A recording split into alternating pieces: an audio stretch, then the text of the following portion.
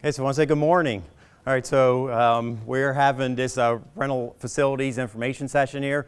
Like I said before, we're having two. We're having one here today at this time that we appreciate everyone attending here right now. We're recording it for YouTube purposes so that anyone that's unable to attend can watch it as well.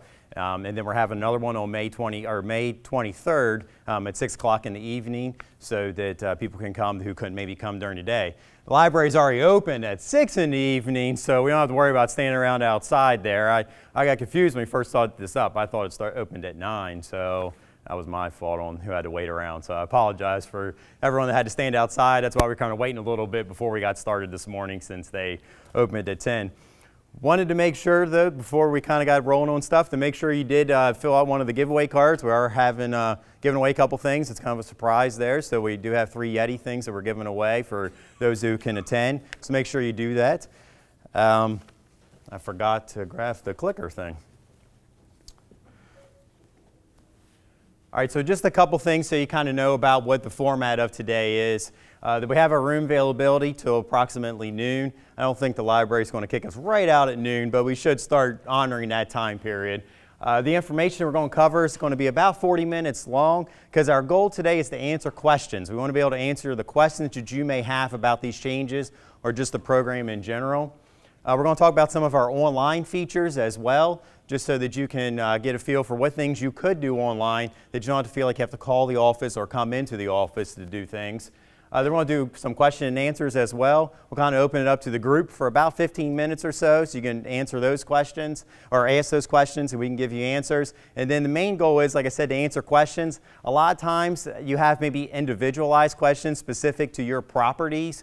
Certainly we have tables set up in the back. There will be inspectors and staff from our department that will be able to answer those questions. It might be something more specific to a particular property rather than the program in general.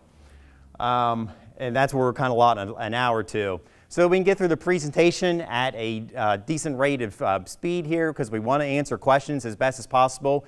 Try to hold your questions until the question and answer time period. There were question cards at the table when you signed in or filled out the card for the giveaway that you could certainly write down your question at that time so that you would be able to remember that question because we want to make sure we answer them. Also with those question cards, if you're unable to stay, you're only able to stay here for a certain period of time. There's a box in the back with Donnie that you can collect. That we'll be collecting the information or the question cards so that we can answer those at a later time just in case you don't have enough time to stick around today. So because we want to answer everyone's questions, we want to make sure everyone's well informed of what's going on. So now I'm going to turn this over to Emily, who's going to go over some of the administration part here of the license program. Good morning. My name is Emily McFarland, and I'm the Neighborhood Services Coordinator. So I manage the rental licensing program, the vacant structure program, and the administrative side of the abatements and citation process. So some of you may have talked to me on the phone before. All right. Can you speak into the microphone so we can hear you? Oh, you can't hear me? No. Okay. The microphone doesn't. Right in front of you. Okay. I will speak louder. I have 3 kids I yell at often, so I will try to speak a little louder. The microphone is for the camera, so it doesn't project into the room. The effective date, the introduction for the changes was on August 28th of 2018. The passage date by Mayor and Council was September 25th of 2018. And the effective date will be July 1st of 2019. The effective date of July 1 was to be able to educate property owners of the changes and to establish the list of the units never inspected.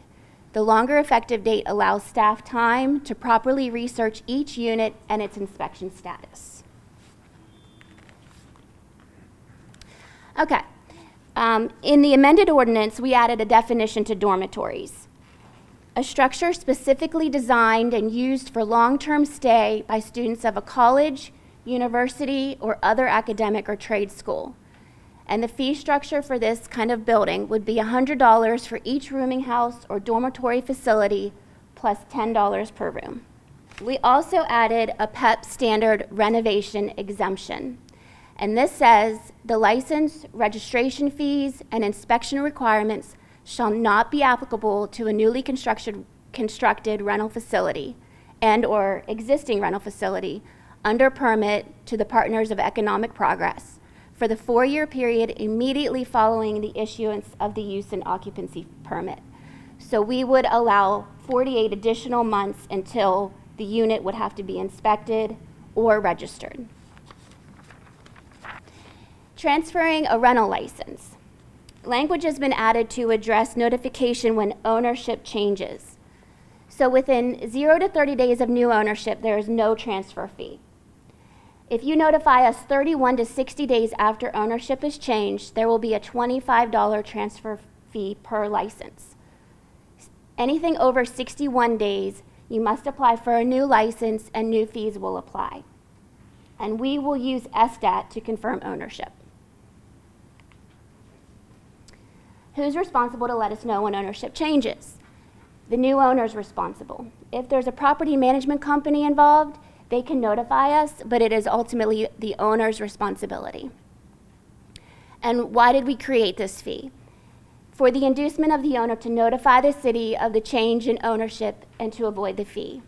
And also, and most importantly, so staff has up-to-date information for the purpose of emergency situations, sending correspondence, inspection results, and sending rental license renewal notices.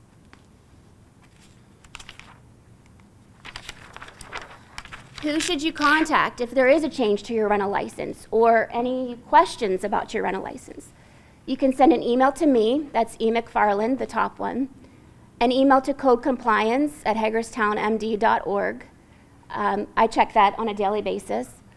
You can call our office, and my direct extension is the 805 number, or you can use our online form that we have put on our website to report change in ownership. So we have a new deadline to pay rental licenses. The first notice is mailed May 1st. The second notice is mailed June 1st. And the renewal deadline for rental licenses is June 30th in order not to incur any late fees. The third notice is mailed July 1 with a $50 late fee. The fourth and final notice is mailed August 1st with a $100 late fee. Notices of violation for failure to register are issued September 1st, and citations issued and/or rental fees liened after failure to pay within 90 days.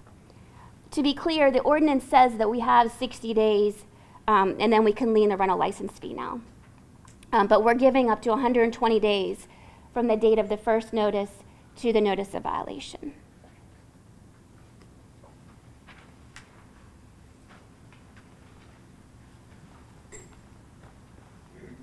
All right, so it's back to me.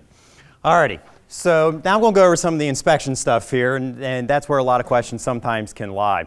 So we did make some changes to the inspection process, but some things remained unchanged, and I want to kind of make sure that you're aware of what remained unchanged. So the annual exterior inspection is still the way it's always been. We're doing an annual exterior inspection. It's unscheduled, that we'll go out and take a look at the property to see if there's any deficiencies related to the code. That doesn't change at all. Those are unscheduled. The staff go out as their schedule allows to do these inspections. Now, if you want to be present during one of those inspections, certainly just contact our office. Say, hey, when you're doing your exterior inspection, can you call me? I want to be there with you when you're doing it so I know what you're talking about. Certainly. It makes things easier for communication purposes if you're there. Also, the rental interior turnover inspections, that's still the same as well. Nothing's changed on that. I gave a couple examples, though, so we can kind of understand that, because we get a lot of questions in our office about, do I need an inspection because this happened? So I want to make sure that we understand. So basically, we conduct a rental interior inspection. We did it. It was vacant. We did the interior inspection. Any results from the inspection was shared with you all. You made any corrections if needed. So the tenant moves out after 1 year because they signed that year lease. They moved out. They're no longer in the place. You do not need to call us for an inspection. So if the tenant moves out after that year, you don't need to call us for an inspection. So let's say that we did the inspection and the tenant moves out 3 years and 3 months from the time that we did the inspection. You still do not need to call us for an inspection. So then now the tenant moves out after 4 years from the inspection. That is when you call the city for an inspection to say, it's been 4 years, I need a rental interior inspection. So that's when you call us. So a couple other examples. So it has been 4 years. So now it's been 4 years. And the 4 years have come up, and you're saying, do I need an inspection or not? If it's the same tenant that has been occupying that unit on the 3 years, 11 months, and 29 days, and it's that same tenant that's in there, you do not call us for an inspection after that 4-year anniversary. So let's say you're thinking, okay, well, what if they live there 10 years, like as the next example? So they continue to live at the place, which is great for you, all right? If they're paying their rent, they're living at the place, they're keeping it nice, that's what you want. That's what everyone wants there. So that's great, and you still do not call us for the inspection. It is the first turnover after the 4-year anniversary is when you call us for an inspection. So that's been the same, that's never changed, but I just kind of wanted to go over that, so we made sure we had a couple examples of just what it is when you need to call us. Okay, so the never inspected units, that's where the change occurred for this program, is these units we've never inspected. I'm going to go through them a little bit more in detail. All right, so a never inspected unit is essentially a unit that we have that has never been inspected in the rental facilities program. We have approximately 9,800 units in the rental facilities program, and these are ones we've never been in at any point in time since the program started to now. So it could have been one that joined a few years ago, but we still didn't do actual inspection into that unit. And if the unit is occupied, we'll do what's called a safety inspection, which I'll get into a little bit later. And then if it is vacant, then we'll go ahead and do a full rental interior inspection, and then you got that 4-year time period then that starts right at that time. So if it's one of those that we've never been inspected, it's vacant, we do the inspection, it's good for 4 years. If it's a newly added rental unit to the program, we're going to do the inspection within 30 days of the application of it. Again, if it's occupied, we'll do a safety inspection. If it's vacant, we do a full interior. So let's say, all right, I bought this property and I'm going to do a renovation. I want to go ahead and get this place a little bit nicer before I rent it out. We understand that. Let us know about the purchase of the property. Go ahead and get it registered, but you don't have to do the inspection right now until you're done your renovations. And then before you get it occupied, then go ahead and give us a call. We'll do the inspection, and then we can then have that 4-year time period. If you're buying a rental property, and or if you're buying a property, it was the owner that was living there, and you're saying, all right, this person's now just going to stay in the property, but I'm going to be the owner of it, and they're going to be the landlord, we would do just what's called like a safety inspection at that point. Now, if it was a rental property before, and it's staying in a rental property, just changing ownership, this part doesn't really apply because these are newly added ones. Even though it might be new to you as an owner, it's not new to the program. It was already established in the program, so therefore it doesn't need this type of inspection if we've already done one before. Now, if you happen to buy one and it was one that we never did the inspection on before, well then that's a different scenario because we had never done that inspection, so we're going to want to make sure we get that inspection done. All right, so what is a safety inspection? Because a lot of times that could be the question, right? Because we have what we call our full interior inspections, and then we have these safety inspections. So basically it's a limited inspection of occupied units that will focus on life safety standards that was adopted by the Mayor and Council by policy as the safety inspection standards. So that's what we're going to use. They're back at the safety inspection table. Some of you all might have grabbed it beforehand of what the sections are that we'll be referencing. It's a limited scope inspection. Now there is an exemption for this. So let's say you're someone that has been blessed with a tenant that has been there for a long time, which again, like I said before, that's what we all would like to have. So if it's been the same tenant that's been occupying that unit since July 1 of 2003, because that's when the program went into effect, then you're exempt from this inspection. So if you have a long-term tenant into place, we're not going into disrupt any of their environment of them being there a long time, then you have an exemption for that. Now, as far as the safety inspections go, you might be thinking, okay, how do we know to do a safety inspection? We've done a lot of research on this. We've been doing safety inspections for actually a couple years on some situations where they have been units that we never been in before. So we have done these safety inspections, but then also we did research on it as well.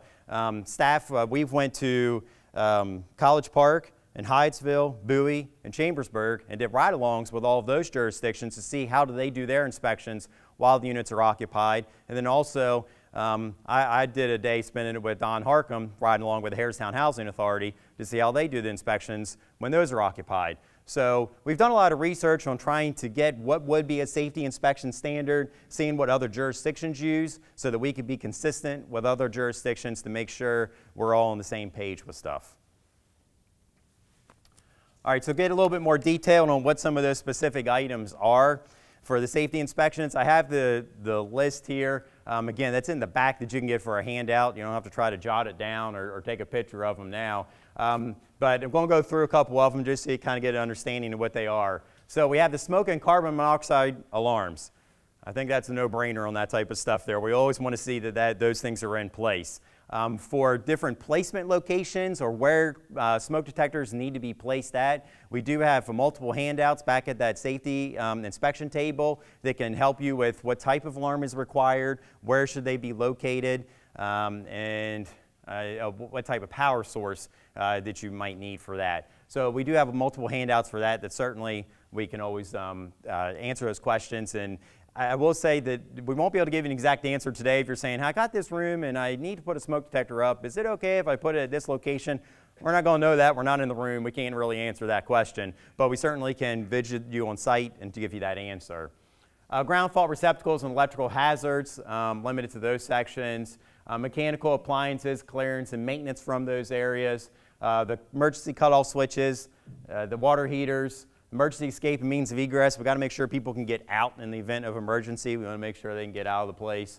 Also entry door locks. We want to keep everyone safe that's inside their places. So it's just entry door locks. So that means the doors into the units. So that may be the front door, or what we all consider the front door. It might be a rear door that has a fire escape from it. It's not saying locking that door, it's saying you have the ability to lock it from your side, not a padlock on that door. That would just be horrible, and the fire marshal wouldn't be happy about that, would they? So those type of doors, maybe it'd be basement hatchway doors, that type of stuff, making sure that someone's safe inside their unit. Handrails and guardrails, just to make sure that you can get safely traverse those areas. Also infestation, any type of infestation that might be in a place. Also closed dryer exhaust, making sure they're connected right to the outside, not the bucket vents. That is not allowed by code. Also unit habitability. Utilities are properly connected, meaning that you have water and power in these units. You got to have water and power in them. All the required facilities for the bathroom and kitchen are in place. Proper room dimensions. Also, the access to areas is maintained, and then also all areas are properly ventilated. So you might be thinking to yourself, okay, they do an inspection of one of these occupied units. My tenant caused some of these problems. The tenant did it. We understand that, and we know there's going to be situations that can occur, and we want to work together with you all to help address those situations.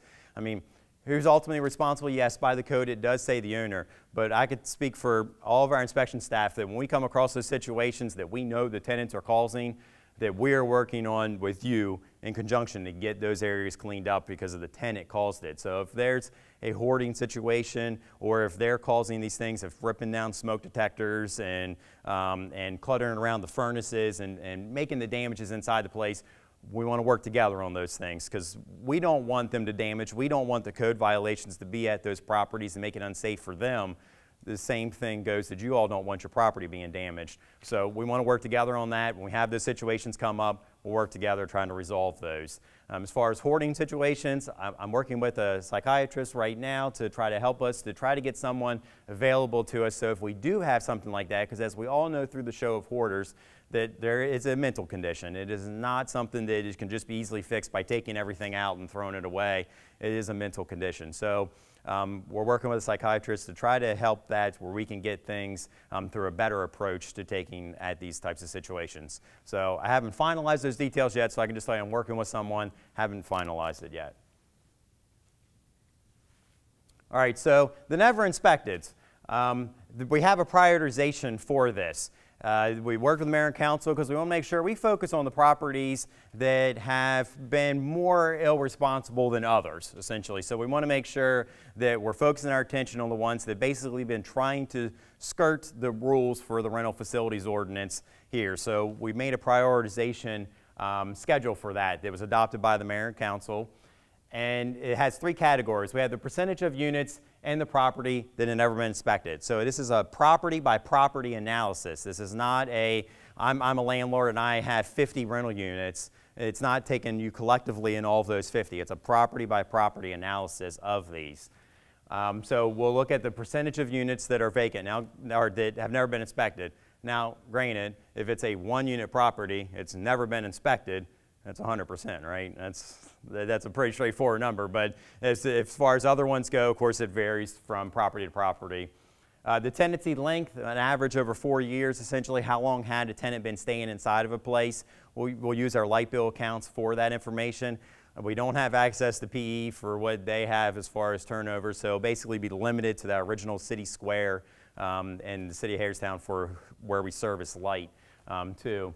And then also exterior property conditions, number of violations over a 4-year average, and that's structure violations. It's not saying that the tenant was supposed to mow, because typically in a lot of these single-family homes, tenants are responsible to mow the lawn or do something along those lines. So we're not counting those types of things. We're counting actual structure violations, not they didn't mow the grass, had junk in the yard, trash violation, untagged vehicles. That type of stuff is not getting calculated in this. It's focusing on structure things that are things that typically an owner does take care of. Like I said, it was adopted by the mayor and council by policy. So here's the point scale essentially. So it ranks everyone out to different areas for this, and you earn essentially a total number of points based upon where you fall into this category. And so essentially then now you get a grand total. So essentially once we get everyone in a certain category where they are to get points earned, you get a grand total. If you're a higher point getter, you have the first priority, and as it goes down, you have lower priorities for that. Preliminarily, we have that there are 2,403 units that we've never inspected in the city of Hagerstown. So that's why that we have this never inspected requirement that we're putting out, because there's so many of these units. And I will tell you, it's not newer units or these big complexes. The big complexes are actually very compliant with our office. There's just a handful that we've never inspected with that. And we've actually, one of those site visits, so when we visited Bowie, Bowie explained to us how they do these large complexes, that they'll do them when they do the 6-month changeovers, when they're changing out the air filters and doing their regular maintenance checks, that they do their inspections with them at that time. We were like, man, that's a great idea, because they're already going into the units. The tenants are already notified of entry into the unit, so we're just tag teaming them at that time. They'll make notice to those tenants that we would be in at that time, but we can get those units taken care of then. But there's very few that have that. It's mostly single-family properties. That's where a lot of these never inspecteds actually come from, are the single-family units. We're saying it's going to take us approximately 2 years to complete these inspections. So we're giving ourselves a 2-year time period. Essentially, the never inspections are created to make an even standard for everyone, essentially. We're not saying that other people are, supposedly getting away with something. That we're making just an even standard for everyone. You have at least a bare minimum inspection that was at your unit, and then hopefully it gets people that maybe never called us before to start calling us for inspection, so that we can get everything rolling into the regular program as designed 16 years ago.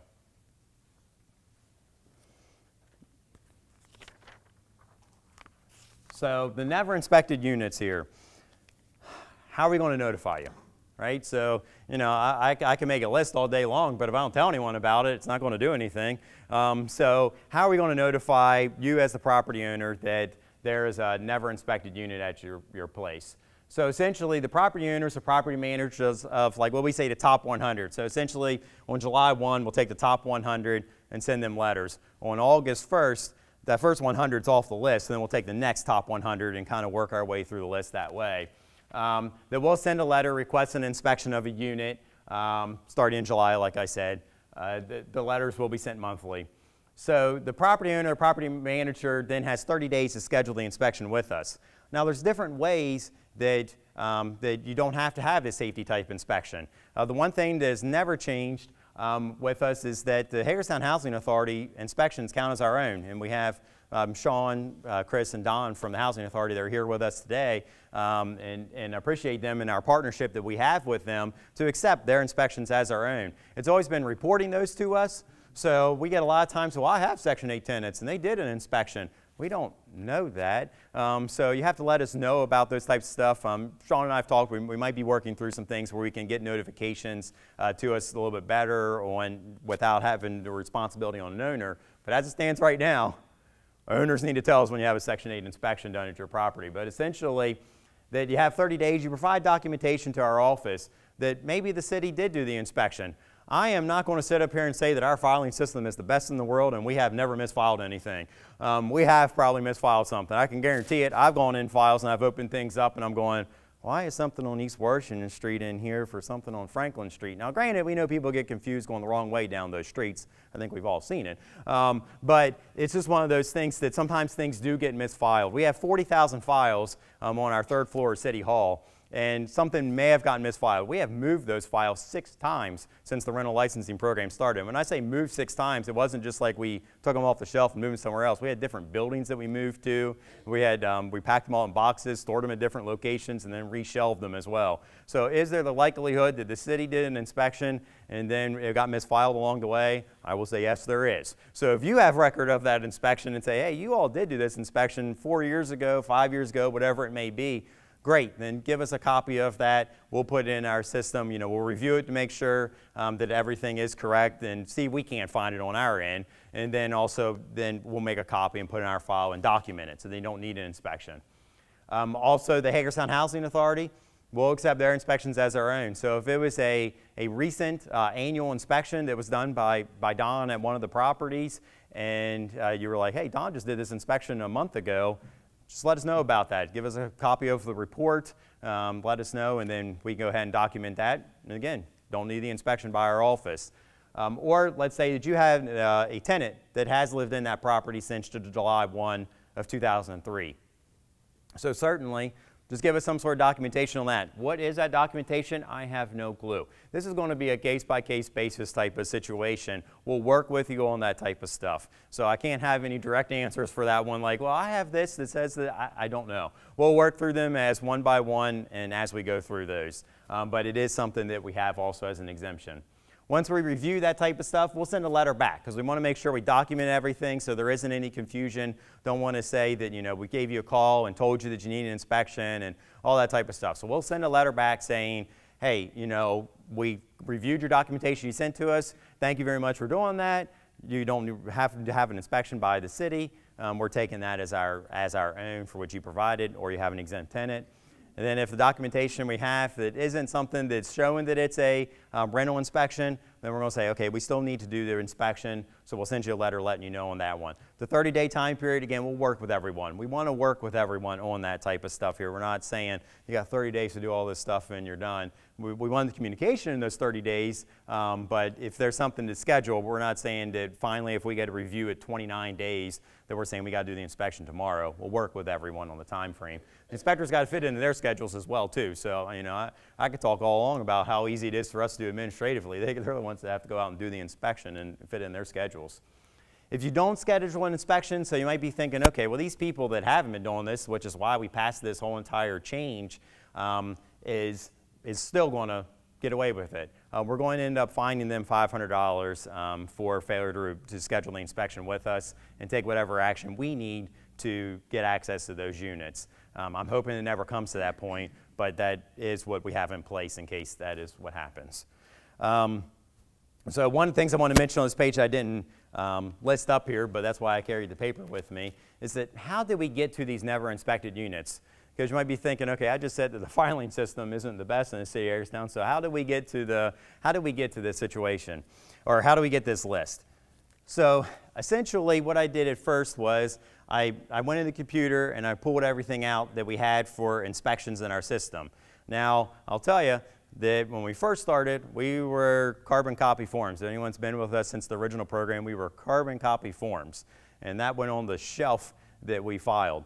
And that was the way it was for like 3 years. We never put anything in a computer system. It just was a carbon copy form, put it on the shelf, and there we went. And then or it's 2 years, I'm sorry, because at that time we were 3 years. If anyone remembers, it's been a landlord longer. It was 3 years for every inspection, and we bumped it up to 4 in 2008.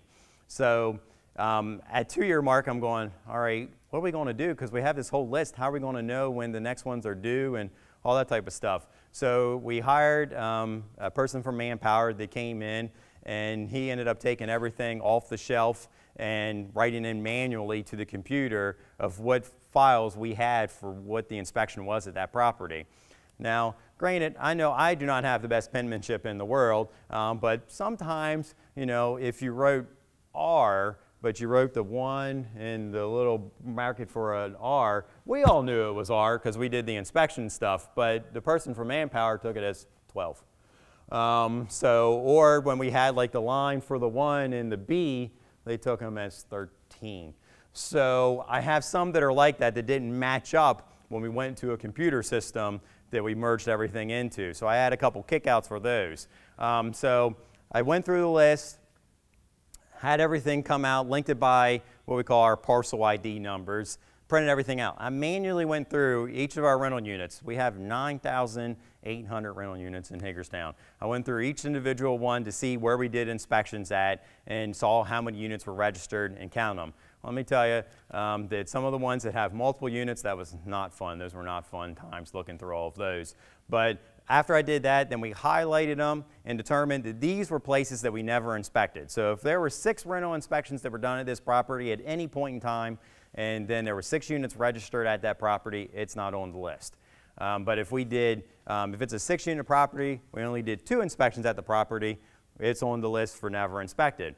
So then once we did that, then we had a long list. And then Wendy, that some of you all probably met when you were signing in, she has had the pleasure, and she just finished just the other day, of going file by file in our system to determine which inspections did we do at this unit. So she only pulled the ones off for that property. So she wasn't looking to see if something got misfiled that was on a Washington Street, that's on a Franklin Street property. She didn't look at that. She would pull the file out, look at the property, see what inspections that we did, and got that list done. So then now we have a paper version of what is in our files, and so now we can compare what was in our files to what we had in the computer to then now see where we have to go next is kind of compare those at. I'll be honest that I know that there was a couple that I'm looking at the list, because for those of you who remember, I had the downtown area years ago, and I'm looking at some of these on Antietam Street, and I'm going, wait, I know I did that unit years ago. I remember doing that. Wendy found those files. So we are going to have a couple of those that are going to get knocked off the list and stuff there as I compare, as I dwindle it down and we get to a smaller list. So I know that we're working on it. That's our next phase, and that should finalize the list at that point. Again, then we'll work with you all on what are the ones that we never inspected. Now, one thing I want to make sure that you're aware of, as you're trying to think, okay, well, maybe the city did do an inspection of that unit, but a complaint inspection that a tenant called in is not the same as a rental inspection by our office.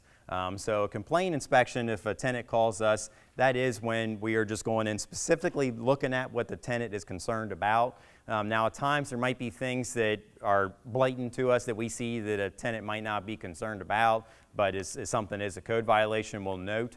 But if it's just a notice and not a rental inspection, that is not the same as a rental inspection, so those won't count. That's why I'm just letting you know that up front. All right, so one of the other changes that we made was the revocation process, because a lot of things that we hear is that, you know, what about these landlords that are the bad landlords, the ones that aren't following the rules? And we wanted to standardize that process. We've always had a revoking of license, and we did that years ago, but it never was that effective because we could revoke the license, but everyone still operated as a rental property. So revoking the license just meant, okay, well, we revoked it, and they didn't have a license, we could fine them, but it didn't change anything and didn't change the conditions of the property. So we wanted to standardize everything. So if the rental license has been revoked or denied, that utilities may be disconnected. Now, that's after a 60-day time period, like you would be notified on that type of stuff, and if the property would be revoked or the license be revoked. If you need the utilities on to make the repairs, obviously that would be not too smart of us to turn off the electricity or turn off the water to make those repairs. What we did was we came up with a point system then to make sure that everyone was on the same playing field and saw what standing everyone was in for a rental property, to just use some certain standards that were set that working with the mayor and council, what we adopted, and this is in the ordinance. This isn't by a policy. This is in the ordinance. So when I mentioned before that things were inside of a policy, those are things that we can modify a little bit with the mayor and council approval, of course, but it's a little bit a quicker process to get a change in a policy than it is by an ordinance. So if there's the safety inspection standards, if we're looking at things and we're going, man, these things just aren't working out with some of these standards, or the prioritization is not working out on how some of that is going, we can modify that and make a change with the mayor and council very quickly on a policy. An ordinance change, of course, has the introduction and the passage and all that type of stuff. So that's actually in the ordinance, though, that is a point system, and I'm going to go over that next. So we consistently evaluate all the properties, keeping everyone on the same playing field. We're not going to, say that, well, this person's always never mowed their lawn, so they're up on the list. No, it's just putting everyone on the same playing field.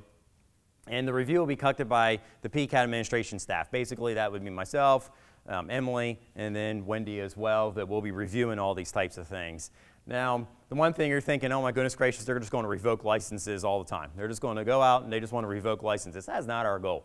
We do not want to revoke licenses. We don't want to have to vacate buildings in this town. We want to keep everything the same. So when we established this point standard, I went through and looked at the previous 2 years to say, okay, what would other properties fall into if we were going to use this standard? So in last year, in 2018, we would have had 13 properties that would have been warned, saying if you're not making corrections to your property here, we will revoke your license. No licenses would have been revoked last year. And then in 2017, it would have been 11. Now, I don't know if they were the same in the previous years. I didn't look into that. I was just looking where everyone fell out on the point scale. But it would have been 11 properties in 2017 that would have gotten a warning letter, and none would have been revoked as well. So again, it's just keeping everyone on the same standard, and I think that's where we all want to be at. We want to hold everyone to the same standard. You all keep nice properties. You want everyone to be held to the same standard that you're keeping your properties at. It's doing that by having everyone being warned that if you're not at this certain quality standard, you will be potentially revoked. Now you're thinking, okay, well 1311, that could be high. Well, we have 3,500 properties in Hagerstown that are, or I'm sorry, it's 3,800 that are licensed in the city of Hagerstown. So that's such a small percentage. That's such a small percentage on the number of properties. So, so just to remind you, I said 3,800 properties. We have 9,800 units, 3,800 properties in town. So so we have a lot of multi-unit properties in our town. All right, so the point system to evaluate these properties for revoking a license, they're going to focus on a couple areas. So it'll be the violations of the safety items, essentially. The safety items are what we see in the safety inspection standard, that you would have those types of violations at your property. That you had unreported tenant turnovers calculated over a year time period, so that you weren't reporting tenant turnovers to us. Then also the unreported tenant turnovers for required inspection. Wait, why did I have that twice? I'm sorry. That's, oh, because it's for the multifamily unit. So we have same standard, same point schedule, but it's just for one for multifamily and one for 1 and 3 unit properties. If you had municipal infraction citations, those are fines if those were issued. So when we send you a letter telling you that there's things that are deficient with the property, and terminology terms, that for us is a notice. It's not a citation. A citation is a fine. So that's where the difference is. So sometimes when people call into the office, they'll say, I got a citation for this. And we're like, oh my goodness, we fined for something like that. And then it was actually just a letter that we sent. So they're two different things.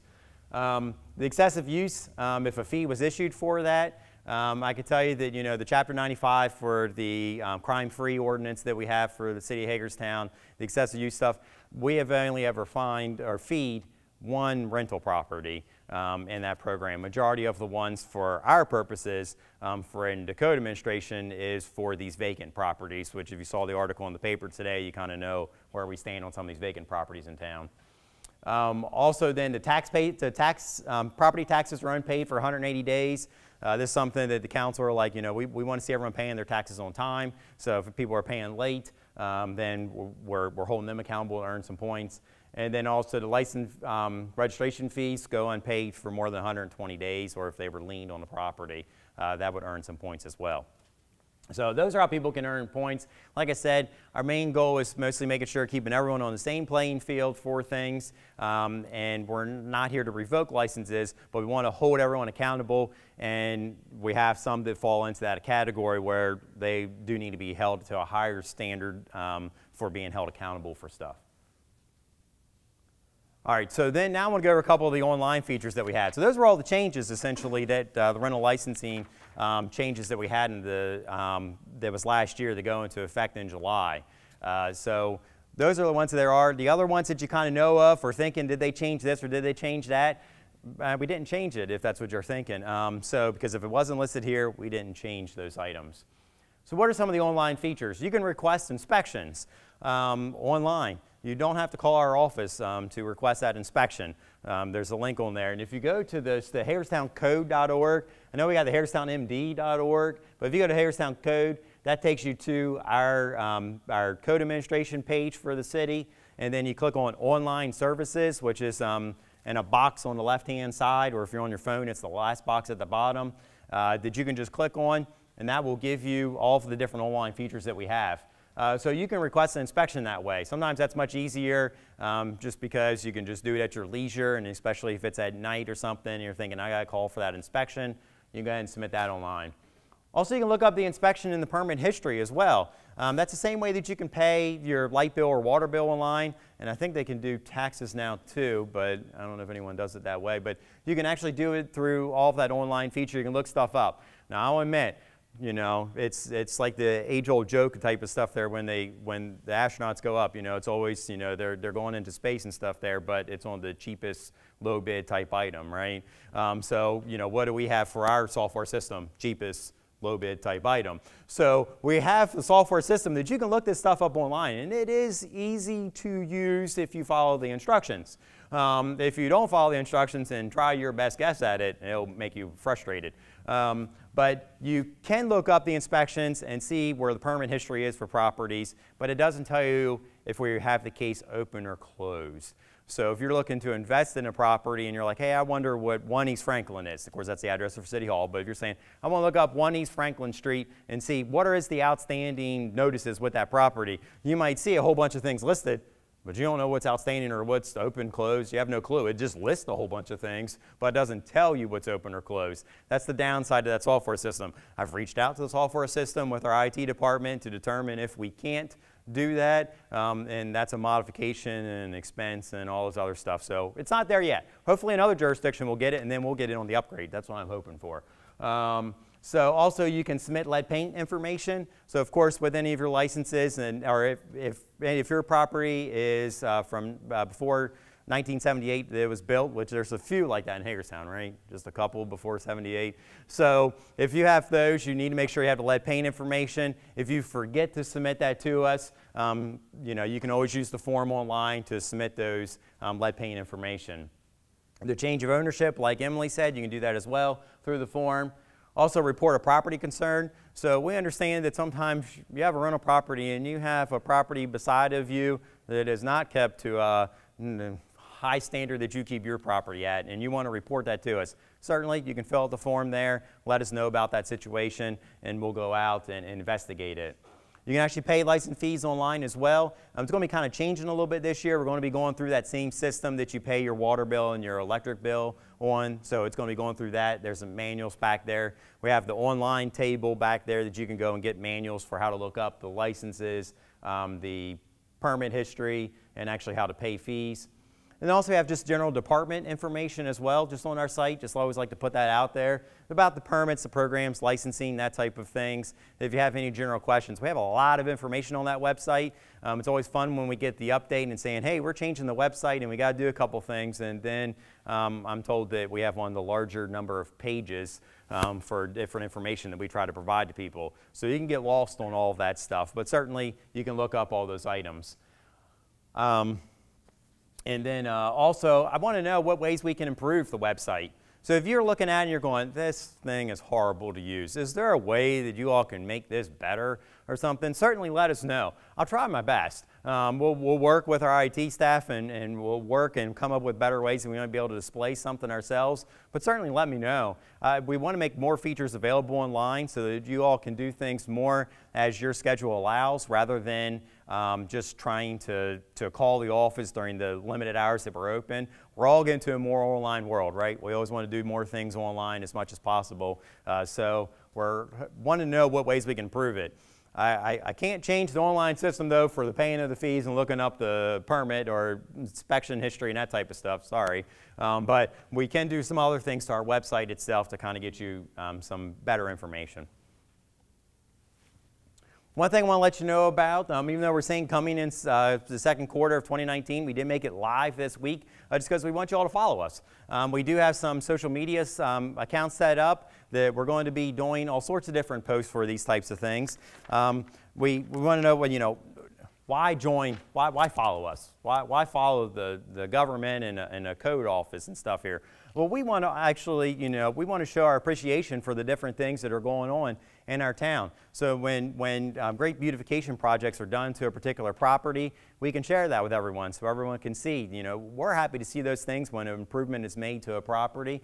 We want to also, honor our partnerships and investments that are being made within the city. So we want to be able just to share those things and highlight that on our social media accounts. We're only going to do about one post a week because we don't have someone managing this for our office. So it's a couple of the inspectors that are doing this and one of our planners in our department that we don't have enough time and manpower to have just a whole entire social media account for multiple posts. But we want to do it like on a weekly basis and just let people know about the different things, kind of show before and after projects and that type of stuff. So for those of you that are interested, because everyone's been saying when's Krispy Kreme and all that type of stuff's going to open.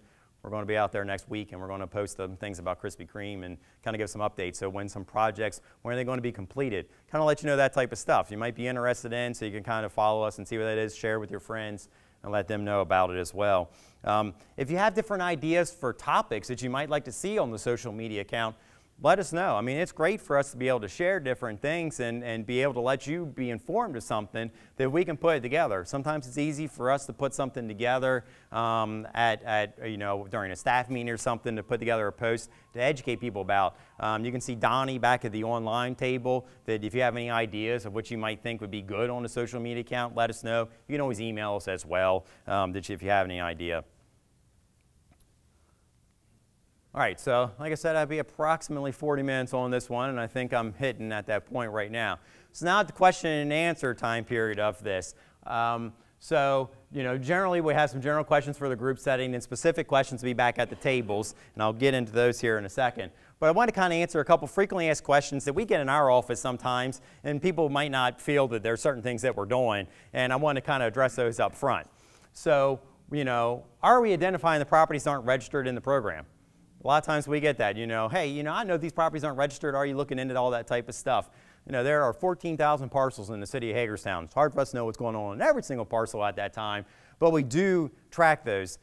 We had a GIS thing done where we could figure out if it was a residential property that had an improvement on it that wasn't licensed in the program. We had a list that was generated. It came up with 924 properties. Emily and Wendy worked through all of those properties, and that was very tedious for them to do. We just finished that up a couple of months ago because we just got that list last year, and we just finished it up. Found out a lot of them, they weren't rental properties, or some of them were, but it was the family members that were living inside the property and they're exempt from them. Emily's still working through processing a majority of those because we sent the applications out, and some we haven't gotten back yet. So we're working through those, but we do take a very proactive approach of trying to identify those properties that are not registered in the program. So we are taking those steps. It might not feel like it at times, but we are doing those types of steps. So are you making contact with the owners that don't report tenant turnovers? We most certainly are. That's another task that Emily is assigned that she has to go out and do, where she is identifying which properties have not reported tenant turnovers. The inspectors, they'll be out in the field, they'll see things, and they'll know that there was a particular property had a turnover that we never inspected or that we know is due for an inspection. They'll report them back. Emily will make contact with the owners and say, hey, you're due for an inspection, or if you never had one, you got to be registered with us and you got to get an inspection with us. So we are tracking those down. We're working on some software system upgrades that hopefully, if everything gets passed by the mayor and council, we'll have a better way of tracking these, and then letters will be going out to inform people you had a turnover at your property, we didn't do an inspection, please call us for an inspection, that type of stuff. So we are working on that. Hopefully because it'll be an implementation time period around the fall to winter of this year. hopefully we'll have a software system in place that can be better for us to track these unreported tenant turnovers. So what's the process for complaints reported to the city? So one of the common questions that we get asked or concerns is that, you know, the tenant called you and they didn't tell me about anything. I'm sure that's never happened to you all, right? No, that's never happened. But I know that those things happen. And we know that in our office. When someone calls our office, one of the first words out of the staff's mouth is, you know, have you made your landlord aware? And of course, we all know they can lie. I mean, we have no validation point of saying, when they say, yep, okay, well, we have nothing else other than saying, okay, well, they said they did. But we always ask, have you made your landlord aware of the situation? So we know that they'll lie and say something else, but that happens. Then we'll go out and do the inspection of the place and then, of course, send you all the results of what the inspection is. I know we get a lot of times, well, can't you make me aware of when you're going to go do an inspection for that complaint? Which there's pluses and minuses to those types of things. We always got to work on, you know, our safety for something. We don't want to get in the middle of a dispute between it because we know generally when the tenants are calling our office, they're calling for a couple reasons. One is they're behind on the rent or they're getting evicted, right? I mean, that's why they want to call us, because they're going to try to do some sort of retaliatory thing, that they're calling us because they want to get the landlord in trouble, or they want to make it better for the next person to move in. We hear that a lot of times too, that we want it better for the next person that's moving into the place. So we know those types of situations. We hear all that type of stuff, but we want to make it so it's safe for us to do the inspection. We can address the stuff. If you're calling us and like you get that notice and you're going, hey, that tenant's being evicted next week, just call us and say that and say, hey, I'll just call you once they get out.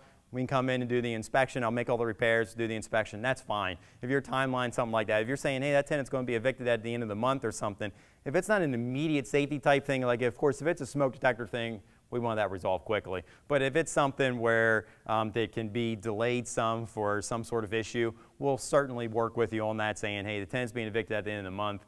You know, give us a call. We can work through those types of stuff. So don't always feel like, okay, I got that complaint inspection stuff. I want to make you aware. We do ask them every time if you made your landlord aware, and we do know that they're not always truthful to us as well on those, which is a surprise, right? I know everyone's surprised by that. Also, I just received a notice and the items have to be corrected in a couple days. We get calls about that all the time. You know, I mean, granted, it was nice when we processed mail in Maryland, or in Maryland, yeah, we still process mail in Maryland, but when we processed mail in Hagerstown, it kind of flipped around quick. But now, you know, everything gets shipped to Baltimore, then comes back to Hagerstown, then everything goes out for distribution. We know that it does take time, and certain of our ordinances, like for the nuisance abatement ordinance, we do have ordinance restricted time frames for stuff. If you do get that, and let's say you get, you know, we mail a letter on a Monday or Tuesday and you get it on that Wednesday, and the deadline, I'm sorry, we mail the letter out, but you get the letter on a Tuesday and the deadline's Wednesday, and you're like, oh my goodness gracious, there's no way I can get this done in this time. Just give us a call. Call the inspector. Calling me, calling Emily, calling the front office, that doesn't do any good because the inspector's going to know what it is. When you all call me or something, I'm going to be like, I'll have to look it up and I'll talk to the inspector. I don't have an answer. So call the inspector. We have all of our business cards back here with each of the inspectors. Certainly take them. We have a map as well of the city of Hagerstown that has the identified areas of what zones each of the inspectors patrol and are assigned for rental inspections. On the back side of that map, there's all copies of their business cards with all their contact information. Certainly take one of those with you and stuff there. I see a couple of you all have them already in your hands, which is great. That's an easy way to get a hold of the inspector. So if you have something like that, certainly call us and ask for that extension or something. It's easier to do that way than it is to try to call the front office. Now, what's a reasonable amount of time for asking for an extension? So if it's high weeds, and let's say that it is 2 foot tall. Now, I'm not saying you all ever had 2 foot tall weeds, but let's say you had 2 foot tall weeds at your property, and you're saying, all right, you call us up and say, you know, hey, I can't get to it by Thursday, but I can get to it over the weekend. Can you give me time till Monday? Not a problem. Any of the inspectors back here would certainly give you something along that time frame.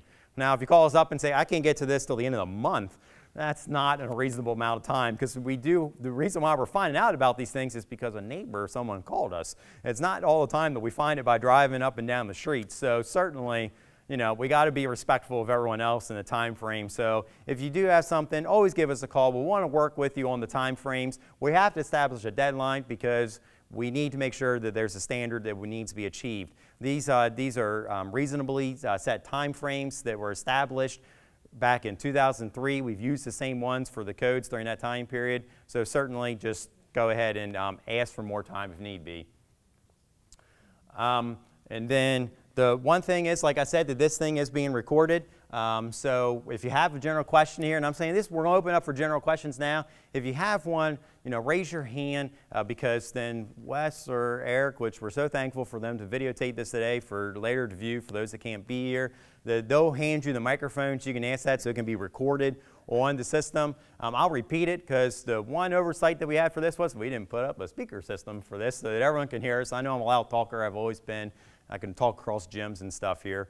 But so, raise your hand. Eric will, or I'm sorry, Wes will bring you the microphone and we'll ask it. The one thing I want to make sure of too before I forget is that if you didn't sign up for the giveaway type of stuff there, make sure you do so now. I don't know whoever has stuff, either Vicky or Wendy can help you with that to make sure, because we're going to do that after we get done this question and answer time period. So just make sure you have those, but we'll answer your questions that you might have now. I know those gentlemen have one, so Wes is coming here with the microphone. Thank you, Wes. You have 9,000 defined properties, but 2,400 of them have never been inspected. Why not move the focus to those 2,400 and the people who are abiding by the law can relax a little bit? Well, the ones that you kind of are relaxing a little bit, there is no change to what's currently going on for the ones that are abiding by the law. No change to you whatsoever. If you are not abiding by the laws, when you got put up to the top of the list and have a priority. So kind of, but not. I know what you're looking for. You love to have it where you had a few years where you didn't have any inspections type of a thing, but it's so that we don't continue down a path of keep on having stuff. So it's trying to get those that aren't abiding to get them up to the level that people are. How can we find out the exact date that the inspection is recorded? I know that the year that my inspections were, but I don't know if I have it to the day, so I know when the 4-year period is up. Okay. All right. So when is the 4-year time period up type of stuff there? We have those in our office. They are available online if you want to work through that system. But we do have them in our office. You can always email us and let us know. Emily gets a lot of requests for those, and we will research those. To preface that with it, Emily gets a lot of requests for those. So sometimes we'll have a new management company come in and they'll, hey, I got 200 units now in your town. Can you tell me when all the inspections were? That's a little tedious for Emily to get through. She works on them, but it's a little bit tedious. But certainly just email us, let us know. We can give you the exact dates for that type of stuff and look things up. They are online because everything's in that system that's online, but we will work through those. Different types of questions. There's one back there, or Arlene's got one. Just a quick one. I know whenever they implemented the new carbon monoxide smoke detector laws, I'm not sure if it's very clear. Like if you have a property that has no other source of heat, like fuel heat, and it's all electric, I was still having to put carbon monoxide in. Yeah, so the carbon monoxide state law that they passed. So this is a state law. This is not a local jurisdiction, but it's one of those nice things that the state likes to do to pass on to everyone else to enforce, right? So with the carbon monoxide alarms, the way the state law is written, that no matter what it's called, if it's called a rental property, it's got to have a CO alarm detector in it. And there's no care if it's all electric property or if it's fuel fire type of stuff. The one thing that the state is working on right now that they have proposed, and it looks like it will probably pass, is eliminating that requirement, that only if you have a fuel-fired gas or fuel-fired equipment that emits CO, that's when you're required to have a carbon monoxide alarm. That I don't need. Can't answer that one. All right, I know that you got a question. Just real quick, the egress window, is there any specific type? Does it have to be encasement or can it be demo? Like, what is the requirement for a third story, like an attic bedroom? So, like for an attic bedroom, that you have in the place, you need a casement window or it's going to be double hung. Of course, we all know how the firefighters go up there the first time, right? They put the axe right through the top sash and rip out the bottom sash, and there you go. Now you got the opening done. But by code, what is required is that you have to have a casement window for any bedroom that's located the third story or below. Now, granted, if it was existing at the time of construction, that the double hung window, whatever it was at that time for an egress, is acceptable. But that's, again, if it was at the time of construction. not many of our buildings in town had the third floor bedrooms in them at the time they were built. These were added on later on, and then that kicks in that emergency escape requirement. So it just kind of varies on a case-by-case basis. But Vicki in the back with the safety table can answer more specific questions to those.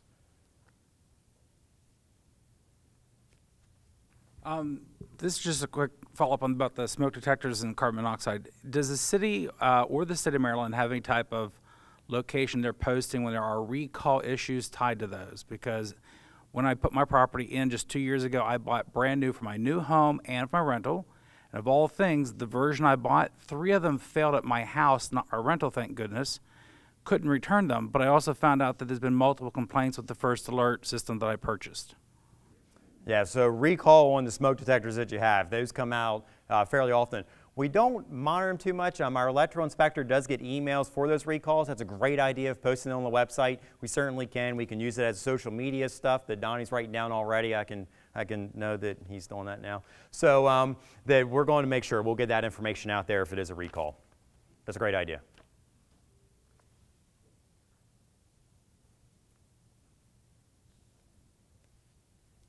I have a question.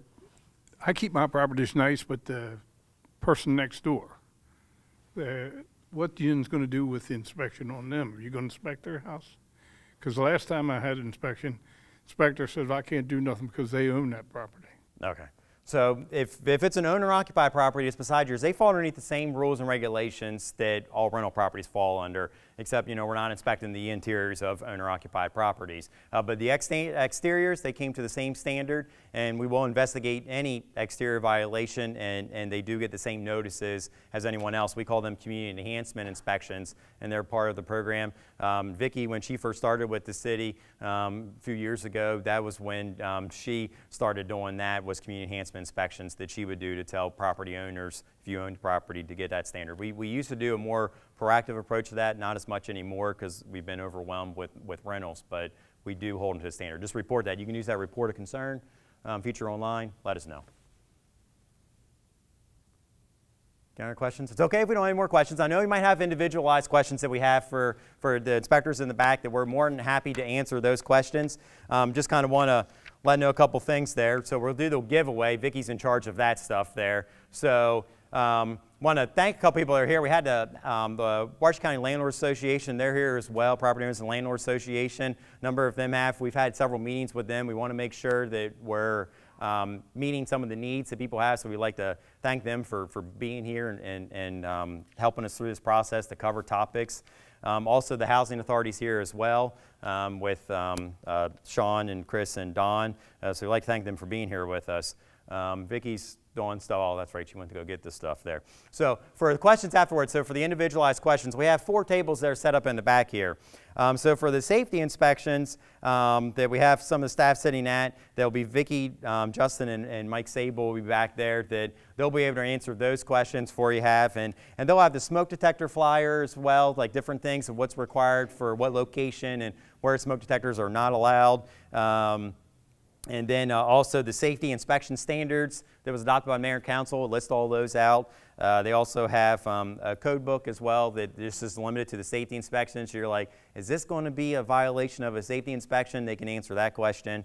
Also, they have that map of all of the zone area as well for who our contacts are. Then we have the online table with it also does full interior inspections. Those will be Donnie, Jason, and Mike Fry. And then those will have the online manuals, which I know some of you all picked them up when you were coming in and stuff there. So there'll be how you can pay online, how you can look up your inspections, how you can look up the permits. Also have the social media card. So I know I went through the slide, but we want everyone to join that's here. So grab one of those so you can follow us when you can get to a location to get on those sites and follow us. Also, we gave those question cards out as well. So if you're like, I have a question, but I didn't get a chance to ask it and I don't have time to hang around anymore, write the question down on the card, put it in that box there at the online table. We'll get back to you as soon as we can. Approximately a week is what we're kind of saying for us to do that because it is Thursday and then You know, we'll hit the weekend on Saturday there, so we're going to give us a week to get back to that. We'll have the licensing table back there that will have basically, it's a copy of the ordinance that goes into effect on July 1. Also a one-pager that essentially goes over all the changes that we mentioned here today. Also a brochure that goes over the rental licensing program. And then any blank applications that if anyone came here with wanting to register a property or something, we have those back there. And Emily and Sean will be there as well. And then I'll be back at the never inspected table. Like I said, I have that preliminary list, so if you're kind of curious about one, I can answer that. If it's just one, I can answer that type of question. If you're saying, I got 50 properties, I'm wondering if they're on the list. I don't have the time for that today, but certainly I can take your information, I'll write it down, and I'll get back to you because we want to answer everyone's questions. Our main goal for all of these information sessions that we're doing is that we want to be able to answer your questions. So I want to make sure we have that. So Vicki, I think she's got the stuff back there, and I guess if anyone wants to help her bring anything up here. And then since we were going to have Alan Johnson, but unfortunately he couldn't be here today from the Landlord Association, so we all know Don Harcum from Section 8. So Don's going to draw everything for us here for who the winners are. So he'll come on up here. So thanks, Don. He volunteered earlier forcibly to do this. Now, can this be like with Oprah, everybody wins? No, unfortunately, no, not today.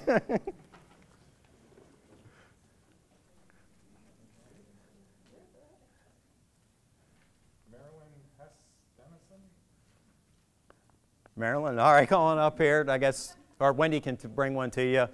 Yeah, I'll hold it and stuff there. Okay.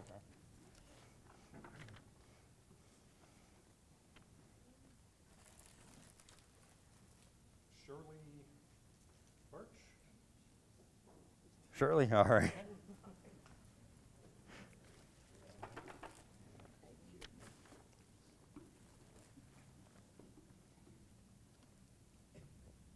John Barnes?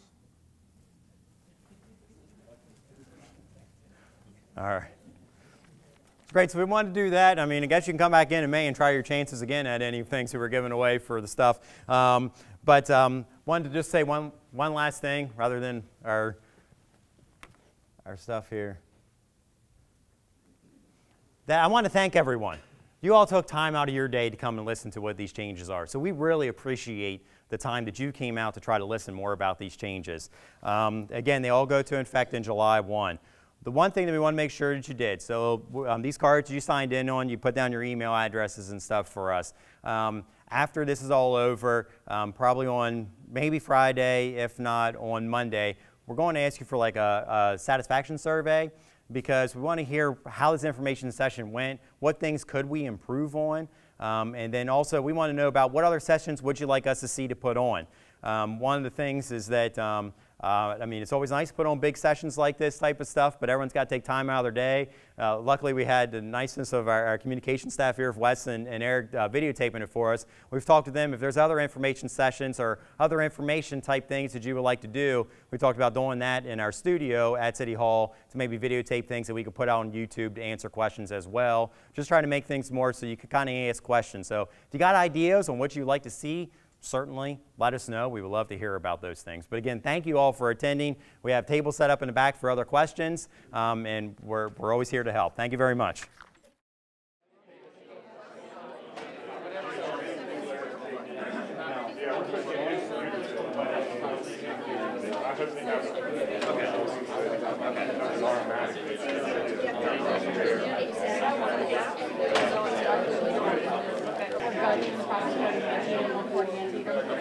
And so when you get to use an occupancy, that kind of when your starts for your interior inspection. Like we don't have to call for your So, then they said, well, we'll go by and check it.